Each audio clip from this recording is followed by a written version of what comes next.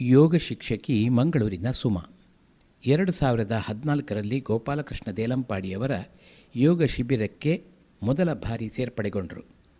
ಆರಂಭದಲ್ಲಿ ಯಾರದೋ ಒತ್ತಾಯಕ್ಕೆ ಮಣಿದು ಶಿಬಿರದಲ್ಲಿ ಭಾಗವಹಿಸಿದ್ದಾದರೂ ಕ್ರಮೇಣ ಇವರಿಗೆ ಆಸಕ್ತಿ ಹೆಚ್ಚುತ್ತಾ ಹೋಯಿತು. ಏನಾದರೂ ಸಾಧಿಸಬೇಕೆಂಬ ಇಚ್ಛೆ ಹುಟ್ಟಿಕೊಂಡಿತು ಎನ್ನುತ್ತಾರೆ ಸುಮಾ. ಅಂದರೆ 2014 ಏಪ್ರಿಲಲ್ಲಿ ನಾವು ಶಕ್ತಿನಗರದಲ್ಲಿ ಮನೆ ಮಾಡಿದ್ದು. ಆ ವರ್ಷವೇ ಅಕ್ಟೋಬರಲ್ಲಿ ಸರ್ ಇದು ಅಲ್ಲಿಯ ಗೋಪಾಲಕೃಷ್ಣ ದೇವಸ್ಥಾನದಲ್ಲಿ ಯೋಗ ಶಿಬಿರ ಇತ್ತು. ಅದಕ್ಕೆ ಹೀಗೆ ಸುಮ್ಮನೆ ನಮ್ಮ ಮನೆಗೆ ಹಾಲು ಹಾಕುವವರು ಹೇಳಿದರು, ಒಂದು ಹ್ಯಾಂಡ್ ಬಿಲ್ ತಂದು ಕೊಟ್ಟು ಹೇಳಿದರು, ನೀವು ಯೋಗಕ್ಕೆ ಹೋಗಿ ಎಂತ ಮಾಡ್ತೀರಿ ಮನೆಯಲ್ಲಿ ಕೂತ್ಕೊಂಡು ಅಂತ. ಹಾಗೆ ನಾನು ಒಂದು ಶಿಬಿರಕ್ಕೆ ಹೋಗುವ ಅಂತ ಹೋದದ್ದು. ನನಗೆ ತುಂಬ ಖುಷಿಯಾಯಿತು. ಆ ಟೈಮಲ್ಲಿ ಸರ್ ಚಕ್ರ ಧ್ಯಾನ ಸಹ ಮಾಡ್ತಿದ್ರು, ಅದಂತೂ ತುಂಬ ಒಳ್ಳೆಯದಾಗಿದೆ. ಮತ್ತು ಶವಾಸನ ಆಗುವಾಗ ತುಂಬ ನಮಗೆ ರಿಲ್ಯಾಕ್ಸ್ ಇದೆಲ್ಲ ಆಗಿದೆ, ನಮಗೆ ಬೇರೆ ಲೋಕಕ್ಕೆ ಬಂದ ಹಾಗೆ ಆಯಿತು. ಹಾಗೆ ನನಗೆ ಯೋಗಕ್ಕೆ ಇನ್ನು ಮುಂದುವರಿಸಬೇಕು ಅಂತ ಆಯಿತು. ಒಂದು ಶಿಬಿರದಲ್ಲಿ ಏನು ಸಾಕಾಗೋದಿಲ್ಲ, ಮುಂದೆ ಮುಂದೆ ಇದರಲ್ಲಿ ಸ್ವಲ್ಪ ಏನಾದರೂ ಮಾಡಬೇಕು ಅಂತ ಆಯಿತು. ಹಾಗೆ ಇಲ್ಲಿಗೆ ಸರ್ ಮನೆಗೆ ಬಂದು ನಾನು ಡೈಲಿ ಬರ್ತಿದ್ದೆ. ಬಂದು ಇಲ್ಲಿ ಯೋಗ ಶಿಕ್ಷಣವನ್ನು ಪಡೆದುಕೊಂಡೆ. ಗುರುಗಳು ಮಾತ್ರವಲ್ಲದೆ ಗುರುಗಳ ಶ್ರೀಮತಿಯವರು ಸಹ ನನಗೆ ಒಳ್ಳೆ ಅಡ್ವಾನ್ಸ್ ಆಸನ ಎಲ್ಲ ಕಲಿಸಿದರು.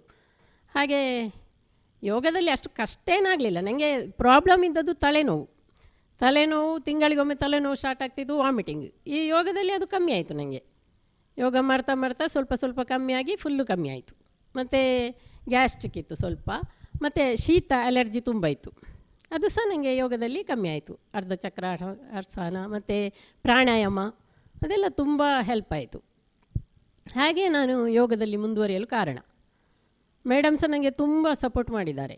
ನಾನು ನಿರಂತರ ಸರಿದ್ದು ಇದು ಶಿಬಿರ ಎಲ್ಲ ಇರ್ತದಲ್ಲ ಶರವು ದೇವಸ್ಥಾನದಲ್ಲಿ ಮತ್ತು ಕೆಲವು ಕಡೆ ಎಲ್ಲ ಇತ್ತು, ಎಲ್ಲ ಕಡೆ ನಾನು ಹೋಗ್ತಿದ್ದೆ. ಪ್ರತಿದಿನ ಎಷ್ಟು ಕಷ್ಟ ಆದರೂ ಮನೆ ಕೆಲಸ ಎಲ್ಲ ಮುಗಿಸಿ ಹೋಗ್ತಿದ್ದೆ. ಶಿಬಿರಕ್ಕೆ ಹೋಗಿ ಹೋಗಿ ಹೋಗಿ ಸರ್ನ ಇದು ಪಾಠ ಮಾಡುವ ಶೈಲಿ ಎಲ್ಲ ನಾನು ಸ್ವಲ್ಪ ಕಲಿತುಕೊಂಡೆ. ಸುಮಾ ಯೋಗರತ್ನ ಗೋಪಾಲಕೃಷ್ಣ ದೇಲಂಪಾಡಿಯವರ ಮಾರ್ಗದರ್ಶನದಲ್ಲಿ ಮಂಗಳೂರಿನ ವಿವಿಧೆಡೆ ನಡೆಯುತ್ತಿದ್ದ ಯೋಗಾಸನ ಶಿಬಿರಗಳಲ್ಲಿ ನಿರಂತರ ಪಾಲ್ಗೊಳ್ಳುತ್ತಾ ಬಂದರು. ಪರಿಣತಿಯನ್ನು ಪಡೆದರು. ಯೋಗ ವಿದ್ಯೆಯನ್ನು ಶಿಸ್ತುಬದ್ಧವಾಗಿ ಕಲಿತಿರುವ ಬಗ್ಗೆ ಅವರೇ ಹೇಳ್ತಾರೆ, ಕೇಳಿ. 2014ರಲ್ಲಿ ಸೇರಿದ್ದು, 2018ರವರೆಗೆ ನಿರಂತರವಾಗಿ ನಾನು ಯೋಗ ಕಲಿತು, ಆಮೇಲೆ 2018ರಲ್ಲಿ ಭಾರತಿ ಕಾಲೇಜಿನಲ್ಲಿ ಒಂದು ಯೋಗ ಶಿಬಿರ ಇತ್ತು, ಅಂದರೆ ಸರ್ಟಿಫಿಕೇಟ್ ಕೋರ್ಸ್ 3 ತಿಂಗಳದ್ದು. ಆ ಸಮಯದಲ್ಲಿ ಗುರುಗಳು ಬ್ಯಾಂಗ್ಳೂರಿಗೆ ಹೋಗಲಿಕ್ಕಿತ್ತು. ಆ ಟೈಮಲ್ಲಿ ನೀವು ಮಾಡಿ ಅಂತ ನನಗೆ ಕೊಟ್ಟರು. ನಾನು ಹೇಳಿದೆ, ನಾನು ಮಾಡೋದಿಲ್ಲ ಸರ್, ನನಗೆ ಆಗೋದಿಲ್ಲ ಅಂತ. ನಾನಿದ್ದೇನಲ್ಲ ಮಾಡಿ ಅಂತ ಹೇಳಿದರು. ಹಾಗೆ ನನಗೆ ಧೈರ್ಯ ಬಂತು. ಸರ್ ಹೇಳಿದ್ರಲ್ಲ, ಅಲ್ಲಿ ನಾನು ಮಾಡಿದೆ. ಚಿಕ್ಕ ಚಿಕ್ಕ ಕ್ಲಾಸ್ ಮಾಡಿ ಆಮೇಲೆ ಇಲ್ಲಿ ನಮ್ಮ ಮೇಡಮ್ ಇಲ್ಲಿ ಒಂದು ಕ್ಲಾಸ್ ನಡೆಸ್ತಿದ್ರು 11 ಗಂಟೆಗೆ. ಆ ಟೈಮಲ್ಲಿ ಅವರಿಗೆ ಅಸಿಸ್ಟ್ ಮಾಡಿದೆ. ಮತ್ತು ಅವರು ಕೆಲವೊಮ್ಮೆ ಅವರು ಬ್ಯುಸಿ ಇಲ್ಲದಿದ್ದ ಟೈಮಲ್ಲಿ ನಾನೇ ಕ್ಲಾಸ್ ಮಾಡಿದೆ. ಖುಷಿಯಾಯಿತು. ಮತ್ತು ಚಿಕ್ಕ ಚಿಕ್ಕ ಕ್ಲಾಸ್ ಎಲ್ಲ ಮಾಡಿ ಆಮೇಲೆ ಹಲವು ಕಡೆಯೆಲ್ಲ ನಾನು ಕ್ಲಾಸ್ ಮಾಡಿದ್ದೇನೆ. ಹಲವಾರು ಆರೋಗ್ಯ ಕೇಂದ್ರದಲ್ಲಿ ಮತ್ತು ಸರಕಾರಿ ಕಚೇರಿಗಳಲ್ಲಿ, ವಸತಿ ಸಂಕೀರ್ಣಗಳಲ್ಲಿ, ಆಮೇಲೆ ಇಲ್ಲಿ ಹೋಮ್ ಗಾರ್ಡ್ಸ್ನವರಿಗೆ ಸಹ ನಾನು ಯೋಗ ತರಬೇತಿಯನ್ನು ಕೊಟ್ಟಿದ್ದೇನೆ. ಅವರು ಡಾಕ್ಟರ್ ಮುರಳಿ ಮೋಹನ್ ಚುಂತರ್ ಅವರು ಸರಿಗೆ ಹೇಳಿದಾಗ ಸರ್ ನನ್ನನ್ನು ಕಳಿಸಿದರು. ಅಲ್ಲಿ ಸಹ ಮಾಡಿದ್ದೇನೆ. ಮತ್ತು ಶಾಲಾ ಕಾಲೇಜುಗಳಲ್ಲಿ ಅಲ್ಲಿಗೆ ಸಹ ಸರ್ ನನ್ನನ್ನು ಕಳಿಸಿದರು. ಅಲ್ಲಿ ಸಹ ನಾನು ಮಾಡಿದ್ದೆ. ಕೆಲವು ಶಾಲೆಗಳಲ್ಲಿ ಮಾಡಿಸ್ತಾರೆ ಇದು ಮುದ್ರೆ, ಮಕ್ಕಳಿಗೆ ಸಹ ಹಾಗೆ ಪ್ರಾಣ ಮುದ್ರೆ, ಚಿನ್ಮುದ್ರೆ ಅದೆಲ್ಲ ಮುಖ್ಯವಾಗಿ ಮಾಡಿಸ್ತಾರೆ. ನೆನಪು ಶಕ್ತಿ ಹೆಚ್ಚಾಗಲಿಕ್ಕೆ, ಉದಾಸೀನ ಹೋಗಲಿಕ್ಕೆ ಸಹ ಮುದ್ರೆ ಉಂಟು, ಹಕ್ಕಿನಿ ಮುದ್ರೆ, ಹಾಗೆಲ್ಲ ಮಾಡ್ಬೋದು ಮಕ್ಕಳಿಗೆ. ಮಾಡಿದರೆ ಅದರಿಂದ ತುಂಬ ಉಪಯೋಗ ಉಂಟು. ಈಗ ಸಾಮಾನ್ಯವಾಗಿ ಎಲ್ಲ ಶಾಲೆಗಳಲ್ಲಿ ಮಾಡಿಸ್ತಾರೆ. ಗೃಹಿಣಿಯಾಗಿದ್ದುಕೊಂಡು ಸುಮಾ ಕೌಟುಂಬಿಕ ಕೆಲಸ ಕಾರ್ಯಗಳ ಜೊತೆಗೆ ಹೊಂದಾಣಿಕೆ ಮಾಡಿಕೊಂಡು ಯೋಗ ಶಿಕ್ಷಕರಾಗಿ ತರಬೇತಿ ನೀಡುವ ಜವಾಬ್ದಾರಿಯನ್ನು ನಿರ್ವಹಿಸುತ್ತಾ ಬಂದಿದ್ದಾರೆ. ಇದು ವ್ಯಕ್ತಿಗತವಾಗಿ ಖುಷಿ ತಂದಿದೆ ಎನ್ನುತ್ತಾರೆ ಸುಮಾ. ಒಬ್ಬರು ಲೇಡಿ ಇದ್ದಾರೆ ಶಕ್ತಿನಗರದಲ್ಲಿ, ಅವರು ಹೇಳ್ತಾಯಿದ್ರು, ನಿಮ್ಮ ಯೋಗ ಕ್ಲಾಸಲ್ಲಿ ನಾನು ಕರಾಡ ಭವನದಲ್ಲಿ 1 ತಿಂಗಳ ಕ್ಲಾಸ್ ಮಾಡಿದ್ದೇನೆ. ಮತ್ತು ಅವರು ಕಂಟಿನ್ಯೂ 3 ತಿಂಗಳು ಮಾಡಿಸಿದರು. ಆಮೇಲೆ ಅವರು ಹೇಳ್ತಾಯಿದ್ರು, ನನಗೆ ನೆಲದಲ್ಲಿ ಕೂತ್ಕೊಳ್ಳಿಕ್ಕೆ ಆಗ್ತಾ ಇರಲಿಲ್ಲ, ನಿಮ್ಮ ಯೋಗದ ಮೇಲೆ ನನಗೆ ನೆಲದಲ್ಲಿ ಕೂತ್ಕೊಳ್ಳಿಕ್ಕೆ ಆಗ್ತದೆ. ಮತ್ತು ಒಂದು ದಿನ ನಾನು ಎಲ್ಲೋ ಇದ್ದೆ, ಹಾಗೆ ಫೋನ್ ಮಾಡಿದರು, ನಾನು ಮಾಲಲ್ಲಿದ್ದೇನೆ ಮೇಡಮ್, ನಾನು ಇಷ್ಟರವರೆಗೆ ಹೋಗಲಿಲ್ಲ, ಅಂದರೆ ನನಗೆ ನಡೀಲಿಕ್ಕೆ ಆಗ್ತಿರಲಿಲ್ಲ, ಆದರೆ ಇವತ್ತು ನಾನು ಮಾಲೆಲ್ಲ ಸುತ್ತಿದೆ ಮನೆಯವರೊಟ್ಟಿಗೆ. ಹಾಗೆ ಫೋನ್ ಮಾಡಿ ಹೇಳಿದರು.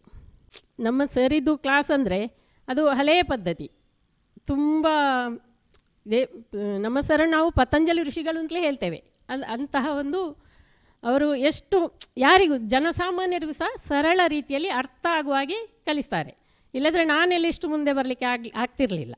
ಸಾಮಾನ್ಯ ಗೃಹಿಣಿಯಾಗಿರುವ ನಾನು ಇಷ್ಟು ಒಂದು ಕ್ಲಾಸ್ ಸಹ ಮಾಡ್ತೇನೆ. ನಾನು ನಿರಂತರವಾಗಿ ಸರ್ ಶಿಬಿರಕ್ಕೆಲ್ಲ ಹೋಗಿ, ಈಗ ರಾಮಕೃಷ್ಣ ಮಠದಲ್ಲಿ ಆಗ್ತಾ ಉಂಟು, ಅದಕ್ಕೆ ಸಹ ನಾನು ಆದಷ್ಟು ಹೋಗ್ತಾ ಇದ್ದೇನೆ.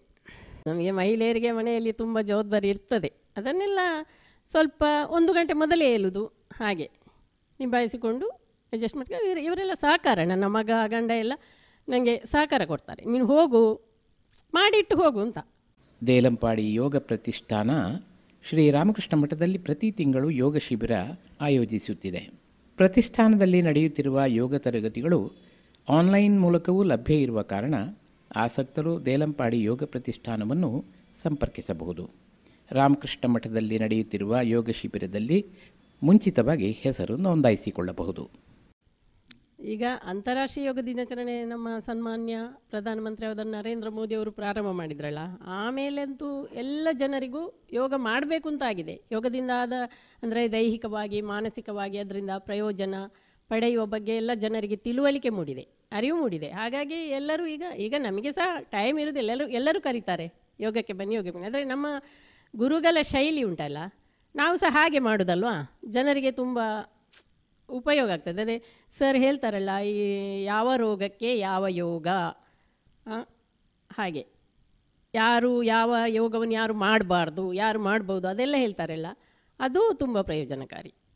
ಕೆಲವರಿಗೆ ಕೆಳಗೆ ಕೂತ್ಕೊಳ್ಳಿಕ್ಕೆ ಆಗೋದಿಲ್ಲ, ಅವರಲ್ಲಿ ಚಾರಲ್ಲಿ ಕೂತು ಮಾಡಿಸ್ತಾರೆ, ಹಾಗೆಲ್ಲ ಉಂಟು. ಕೆಲವರು ಮಲಗಿಕೊಂಡು ಮಾತ್ರ ಮಾಡಿಸ್ತಾರೆ, ಎಷ್ಟು ವಯಸ್ಸಾದವರು ಸಹ ಮಾಡ್ಬೋದು. ಹಾಗೆ ಪ್ರಾಣಾಯಾಮ, ಮುದ್ರೆ ಯಾವುದು ಮಾಡಲಿಕ್ಕೆ ಆಗಿದ್ರೆ ಮುದ್ರೆ ಮಾಡ್ತಾ ಕೂತ್ರೆ ಆಯಿತು. ಮುದ್ರೆ any time anywhere any place, ಅಂದರೆ ಯಾವಾಗ ಸಹ ಮಾಡ್ಬೋದು.